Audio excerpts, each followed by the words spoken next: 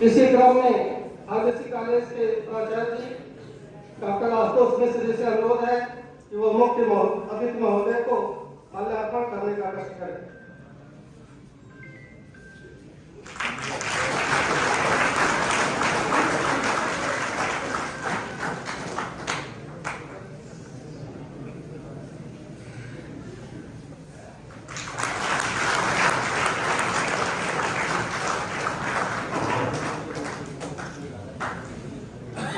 करो तुषार सुबह तुरीश्वरी शुभानि भद्राणि अभियन्तु चापदः। सम्मुख में विराजमान सभी प्राध्यापक गण, सभी छात्र छात्राएं,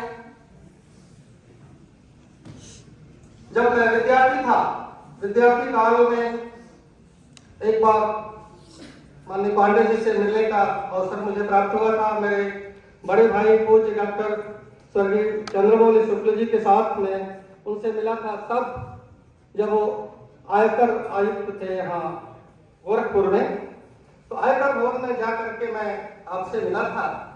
और उसके बाद ये संयोग था कि हमारी नौकरी यहाँ हुई और विभिन्न अवसरों पर आपको सुनने का सौभाग्य मिला।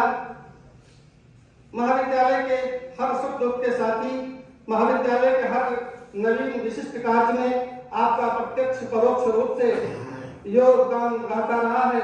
जैसा कि आज ही आपने बताया, स्वर्गीय मंत्री जी जब भी कोई नया काम करते थे तो आपका स्मरण करते थे। तो उनकी इच्छा थी कि आप यहाँ के प्रबंध तंत्र में महत्वपूर्ण स्थान पर रहें, लेकिन आप पद से अलग हटकर किसी पद की ओर आकृष्ट न होकर परोक्ष रूप से निरंतर महाविद्यालय का सहयोग करते रहे, इसके उत्थान के लिए प्रयास करते रहे और वो आज तक निरंतर जारी है। हमारे इसी क्षेत्र में गौरव पांडे है, जहां के आप रहने वाले हैं। जब से सेवानिवृत्त हुए आप, तब से निरंतर समाज सेवा के कार्य में जुड़े हुए हैं।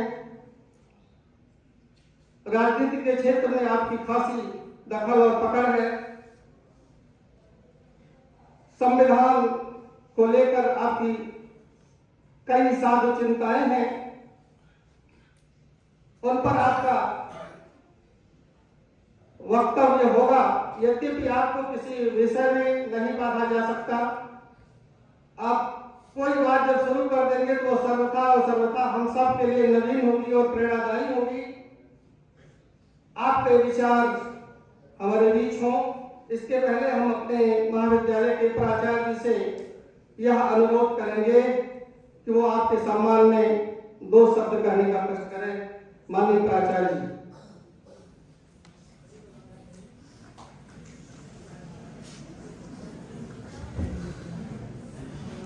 सम्मानीय पूर्व मुख्य आयकर आयुक्त श्री गिरीश नारायण पांडे, मंचस्थ आरबीसी कॉलेज के प्राचार्य डॉक्टर आशुतोष मिश्र जी, मंचस्थ हमारे महाविद्यालय के संघ भागाध्यक्ष डॉक्टर पांडे जी,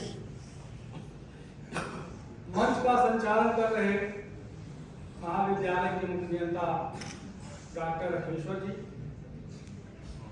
सम्मुखासीन हमारे महाविद्यालय के प्राध्यापकगण,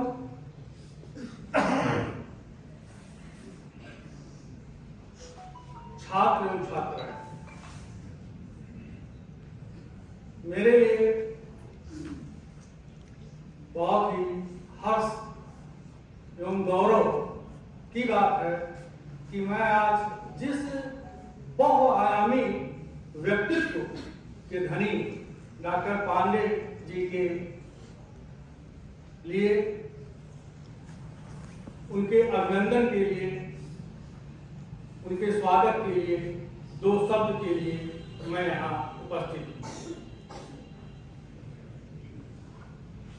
डॉक्टर पांडे जी केवल एक कुशल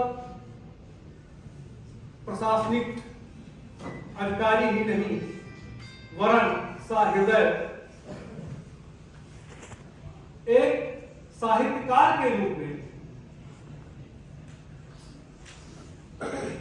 जाने जाते हैं। आपके द्वारा लिखी हुई कई कविताएं अपने देश के विभिन्न विश्वविद्यालयों में पाठ्यक्रम में सम्मिलित है। यह हम लोगों के लिए गौरव है। आपकी जो प्रशासनिक क्षमता थी, आपने जिन ऊंचाइयों को छुआ वो निश्चित रूप से आज हमारे सम्मुख उपस्थित जो हमारे विद्यार्थी हैं उनके लिए एक प्रेरणा स्रोत के रूप में आपका वक्तव्य होगा। उनके भीतर भी एक भाव हमें लगता है ऐसा जगाएंगे आप कि वे भी जिस भी क्षेत्र में जाएंगे हमारे विद्यार्थी वहां अपने क्षेत्र का अपने कुल का गौरव अवश्य बढ़ाएंगे। मैं ज्यादा समय न लेकर के केवल इतना ही कहना चाहूंगा कि आपको हम लोग जब भी सुनते हैं तो लगता है कुछ नया मिल रहा है और इतने अभिभूत होते हैं आपके वक्तव्य से जिनका शब्दों में वर्णन नहीं किया जा सकता।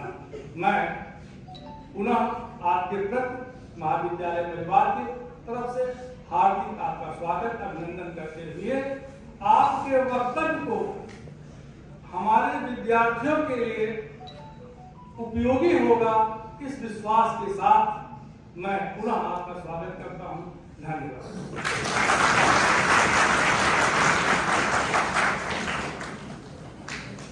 तो धन्यवाद सर। बिना कोई समय गवाए बहुआयामी व्यक्तित्व के धनी साहित्यकार कर रहे माननीय पांडे जी का आह्वान करते हैं कि वो आए और हमेशा की तरह इस बार भी कुछ नया जो हमारे बच्चों के लिए हम सब के लिए प्रेरणादायी हो ऐसा उद्बोधन देने का कष्ट करें। माननीय पांडे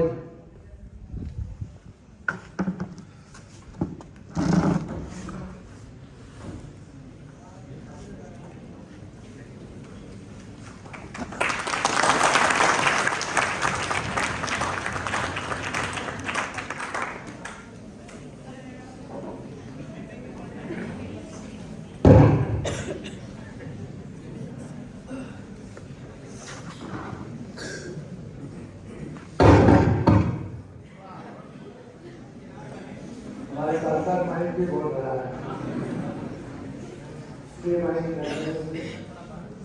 भाई कहना तो प्रिय आशुतोष जी, संचालक जी, सभी प्राचार्य महोदय, प्यारे बच्चों और जो इस हॉल में उपस्थित कर्मचारी हैं, सबको नए साल की शुभकामनाएं भी, बधाइयाँ भी और सबके कल्याण के लिए शुभाशीष भी। सबसे पहले इस कॉलेज के नींव रखने वाले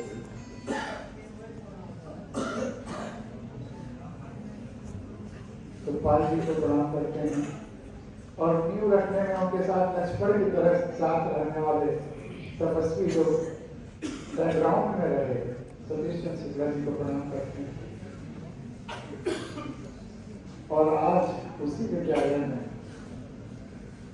संगम की तरह से, जहाँ गंगा यमुना के संगम की तरह से पीजी कॉलेज और फार्मेसी कॉलेज के सभी बच्चे एक साथ हैं, तो संगम के इस तट पर एक तरह से नई भावगंगा का एक नया सोपान यहाँ पर प्रस्तुत करते हुए बहुत खुशी हो रही है।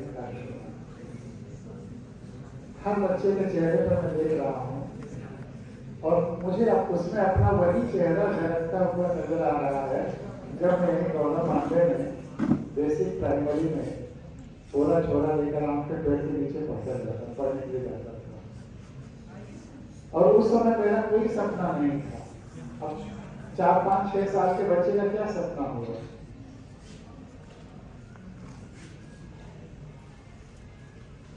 मोबाइल किसी का मोबाइल पूरा स्विच ऑफ कर दिया जाए।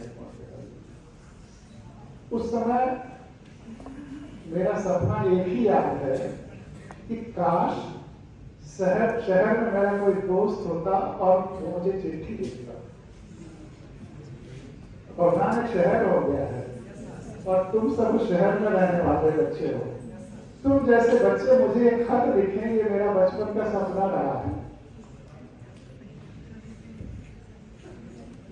लेकिन वो बच्चा आगे कैसे बढ़ पाया और गांव के बच्चे अभी भी आगे कैसे बढ़ पाते हैं, उसमें उनका सबसे बड़ा साथी क्या है? इस बात की कभी परवाह मतलब कभी महसूस हुई ही नहीं कि हमारे स्कूल में बिल्डिंग नहीं है, आम के पेड़ के नीचे पड़े। वह एक एसेट था, आम के पेड़ के नीचे हमारा इंटरनेट का जो पूरी दुनिया से हमें जोड़ता था। लेकिन क्योंकि आपने कहा कुछ नई बात, तो शुरुआत तो नई बात से कर ली जाए, बाकी नई पुरानी तो होती रहेगी। लेकिन वो जो तख्ती थी वही हमारे आगे बढ़ने का हथियार बन गया। वो पढ़ने पढ़ाने के लिए तो एक माध्यम थी ही, हमारे लिए कागज कलम तख्ती और कलम लवार वो तो था ही नौकर की तरह। लेकिन आप कल्पना करिए 5 साल का बच्चा 1 किलोमीटर 1.5 किलोमीटर पैदल जा रहा है, रास्ते में गाय गोरू भी हैं, कुत्ते भी हैं और जानवर भी हैं, सांड भी है। अब वो बच्चा स्कूल जा रहा है, कैसे पहुंचेगा, कितनी असुरक्षा है रास्ते में? तो जो तख्ती था, अगर कोई इस तरह का हमारे पर हमला भी जानवरों किसी का हो रहा है तो उस तख्ती से हम अपने को बचाते थे। तख्ती हमारे पास शिक्षा मटेरियल के साथ साथ सेफ्टी मटेरियल भी था, उसी के सहारे आगे बढ़ना शुरू किया। अब इसीलिए जो पहली किताब मैंने लिखी वो तख्ती के अक्षर, तख्ती पे जो अक्षर लिखा वही तख्ती में एक और चीज है, तख्ती में एक और गुण है। उसको सबसे पहले कालिक से